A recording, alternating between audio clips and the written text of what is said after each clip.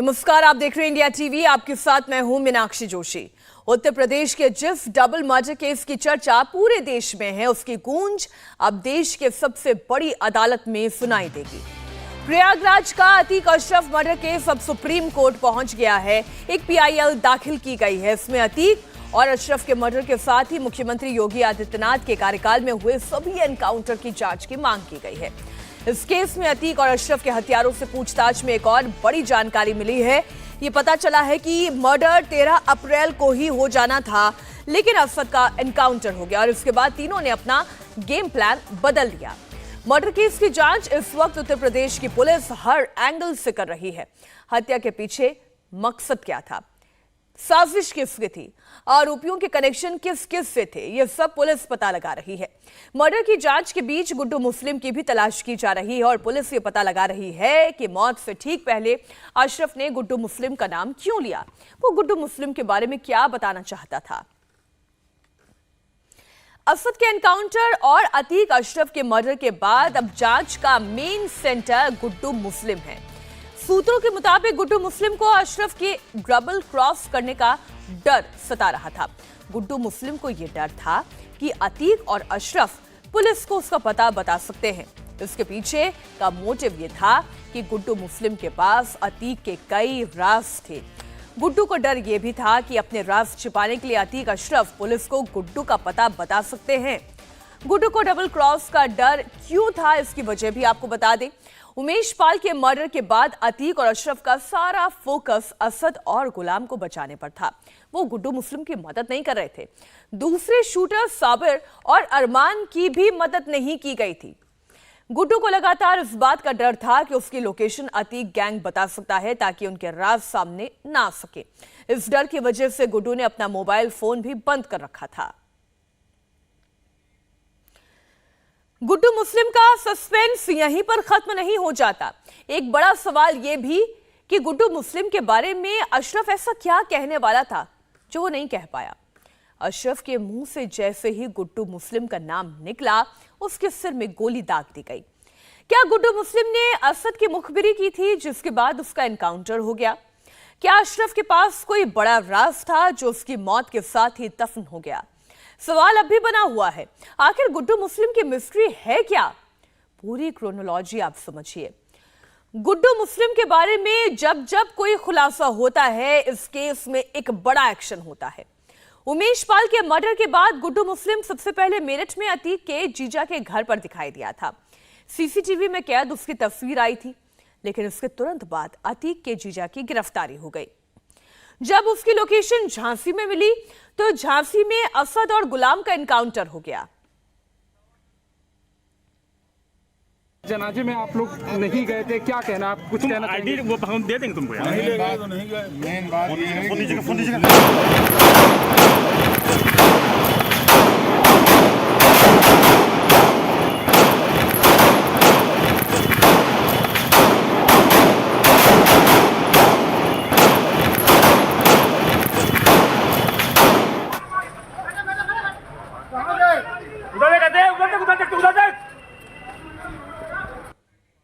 जनाजे में आप लोग नहीं गए थे, क्या कहना, आप कुछ कहना आईडी वो हम दे देंगे तुमको यार। नहीं गए। मेन बात ये है कि फोन दीजिएगा।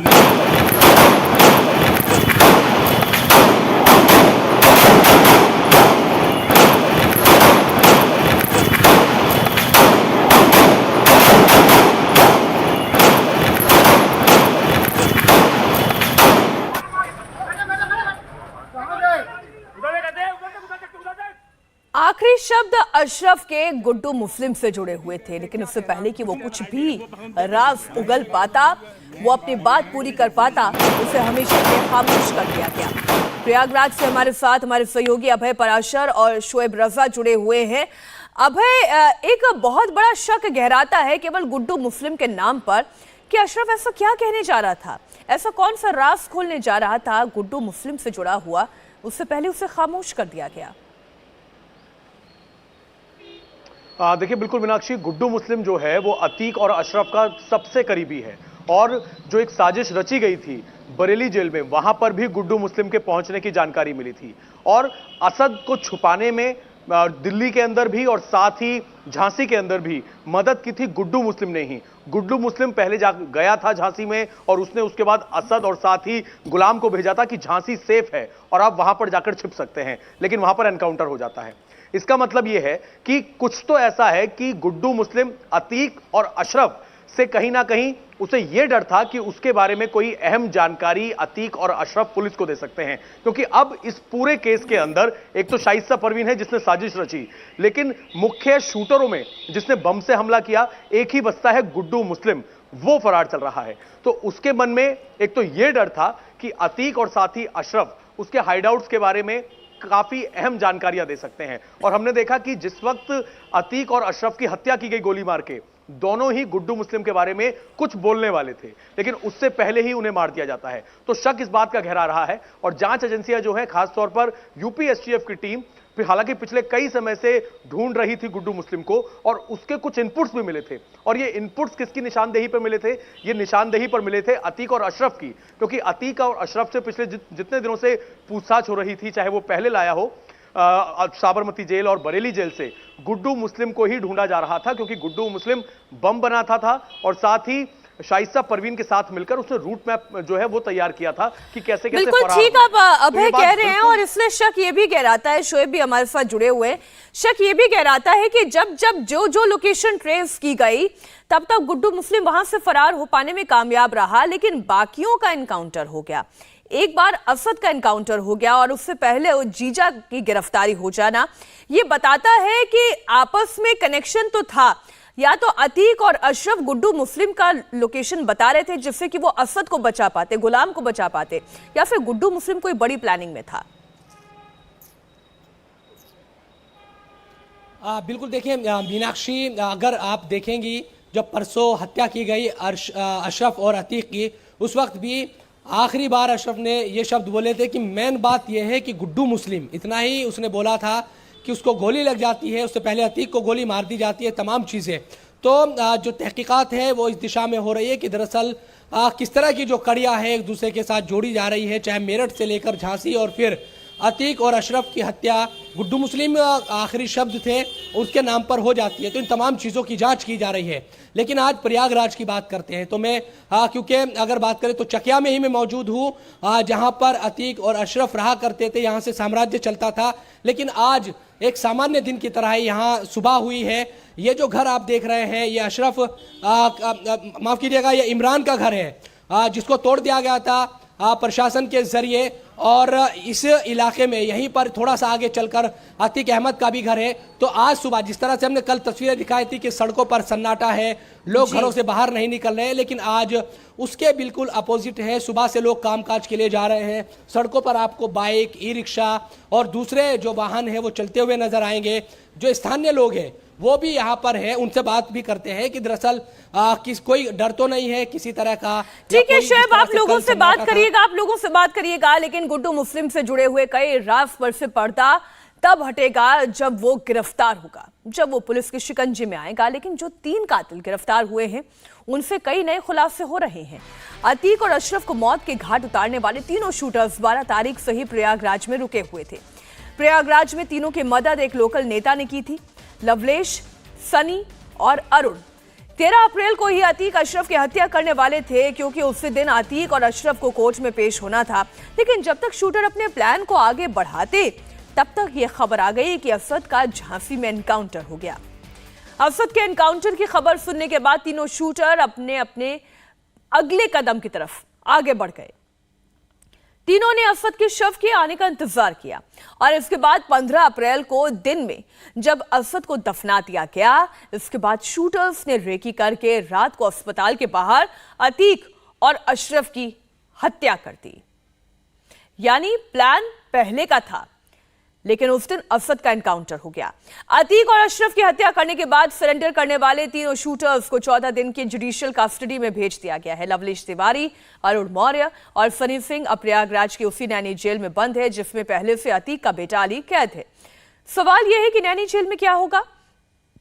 अतीक का बेटा जब तीनों शूटर्स को देखेगा तो उसका क्या रिएक्शन होगा? सूत्रों की माने तो तीनों शूटर्स प्रयागराज के रेलवे स्टेशन के पास ही रुके हुए थे। पुलिस ने इन होटल्स में लगे हुए डीवीआर को जब्त कर लिया है। सभी शूटर्स की क्राइम हिस्ट्री को खंगाला जा चुका है। शूट आउट के मास्टरमाइंड लवलेश तिवारी की उम्र 22 साल है। यह बांदा का रहने वाला है। उस पर अवैध शराब की तस्करी, मारपीट, महिलाओं से छेड़खानी के साथ ही आईटी एक्ट के तहत मुकदमे पहले से ही दर्ज हैं। शूटर नंबर 2 मोहित उर्फ सनी, इसकी उम्र 23 साल है। यह हमीरपुर का रहने वाला है। सनी एक हिस्ट्री शीटर है। इसके खिलाफ हत्या की कोशिश, लूट, अवैध हथियार रखने और गैंगस्टर एक्ट के तहत पहले से ही 14 मुकदमे दर्ज हैं। अब बात कासगंज के रहने वाले अरुण मौर्य के भी हरियाणा का कनेक्शन इसका निकलकर सामने आया है। 18 साल का अरुण हरियाणा के पानीपत में अपने चाचा के पास रहता था। यह वारदात से 4 दिन पहले ही अपने घर गया था। अरुण मौर्य को पानीपत पुलिस ने भी एक बार अवैध हथियार के साथ गिरफ्तार किया था और इसके बाद वो काफी दिन तक जेल में रहा। अवैध हथियार के साथ साथ उस पर लड़ाई झगड़े का भी केस था। हमारी सहयोगी रुचि कुमार इस खबर पर लगातार नजर बनाए हुए हैं। ये जो तीनों अपराधी हैं, रुचि हम इन्हें अपराधी कहेंगे, भले इस शूटआउट के वो आरोपी कहलाएं, लेकिन ये तीनों अपराधी, क्योंकि इन तीनों की अपनी अपनी एक क्राइम की हिस्ट्री शीट है।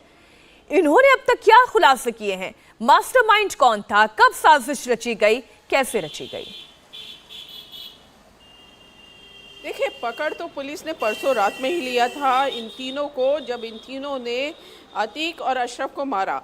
लेकिन पुलिस के सामने बड़ी चुनौती ये थी कि जिस तरह से ये हत्या हुई थी अतीक और अशरफ की, उसके बाद प्रयागराज में खास तौर से जो पुलिस थी, जो इन्वेस्टिगेशन में लगी हुई है, कि वहाँ पे शांति बनाए रखे जाए, किसी तरह की कोई अनहोनी ना हो। दूसरा, कल अशरफ और अतीक अहमद का पोस्टमार्टम होना था, उसमें पुलिस की टीम्स लगी थी।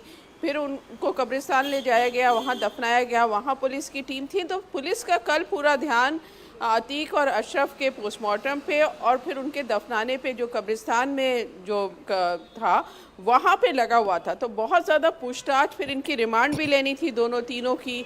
तो इन सारे कामों में लगी थी पुलिस। अब रात में क्योंकि जेल भेज दिया गया है, तो पुलिस का ये कहना है कि कल तो हम बहुत ज़्यादा इन्वेस्टिगेशन नहीं कर पाए हैं, लेकिन आज से इस काम में लगा जाएगा, क्योंकि पुलिस भी ये मान के मीनाक्षी चल रही है कि ये तीनों कोई भाड़े के शूटर्स हैं, किसी ने इनको हायर किया है और हत्या कराई है अतीक अहमद की और अशरफ की। लेकिन रुचि, मुख्यमंत्री योगी आदित्यनाथ खुद इस पूरे मामले पर नजर बनाए हुए हैं। मामले की जांच भी हो रही है, उसके लिए भी टीम का गठन कर दिया गया है। लेकिन आज की तारीख में सीएम योगी का प्लान ऑफ एक्शन क्या होने वाला है?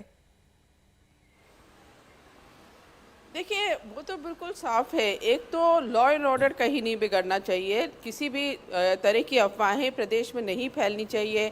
आप प्रयागराज में तो देख रही हैं कि इंटरनेट बंद कर दिया गया इसी वजह से कि बहुत तरह के वीडियोस वायरल हो रहे थे, बहुत ऐसी अफवाहें भी फैल रही थी, झूठी अफवाहें भी फैल रही थी, जो प्रयागराज में हो नहीं रहा था। तो वहाँ तो इंटरनेट सेवा बंद कर दी गई है। वहाँ पूरी कोशिश कि किसी भी तरह से कानून व्यवस्था पर असर ना पड़े, बाकी पूरे यूपी में शांति बनी रहे। अशरफ और अतीक की जो हत्या हुई उसका असर कानून व्यवस्था पे ना हो। दूसरी लाइन ऑफ एक्शन ये है कि आखिर ये किस तरह से हो गया, कैसे इन दोनों को, अशरफ और अतीक को मार दिया गया पुलिस कस्टडी में, ये लापरवाही किसकी हुई ये पता लगाना। और तीसरा, इसका मोटिव क्या है, कौन इसके पीछे है।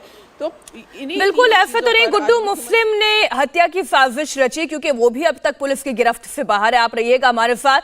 मर्डर की जांच को लेकर, शूटर्स की तलाशी को लेकर पूरा काम फुल स्पीड में चल रहा है, क्योंकि सीएम योगी आदित्यनाथ एक्शन में है। लेकिन इस केस में एक जनहित याचिका सुप्रीम कोर्ट में भी दाखिल कर दी गई है। एडवोकेट विशाल तिवारी ने पीआईएल दाखिल कर कहा है कि अतीक अशरफ के मर्डर के साथ ही योगी राज में हुए सभी एनकाउंटर की जांच सुप्रीम कोर्ट अपनी निगरानी में करवाए। पीआईएल में कहा गया है कि पुलिस कस्टडी में डबल मर्डर हो गया, इसकी जांच जरूरी है। सुप्रीम कोर्ट के किसी रिटायर्ड जज की निगरानी में पूरी तहकीकात कराई जाए। 2017 से लेकर अब तक उत्तर प्रदेश में 183 एनकाउंटर हुए हैं, सबकी जांच एक्सपर्ट कमेटी करे। अतीक अहमद के शूटर्स को लेकर वीएचपी ने भी बयान दिया है। अतीक अहमद की हत्या में बजरंग दल का नाम लेकर अफवाह उड़ाई जा रही है, जो पूर्णतः भ्रामक है। हत्या करने वाले कौन हैं, इसकी जांच यूपी सरकार करा रही है। सत्य सामने आ ही जाएगा। इंडिया टीवी हर वक्त हर जगह डाउनलोड करने के लिए सर्च करें India TV news Google play store या ऐप स्टोर पर।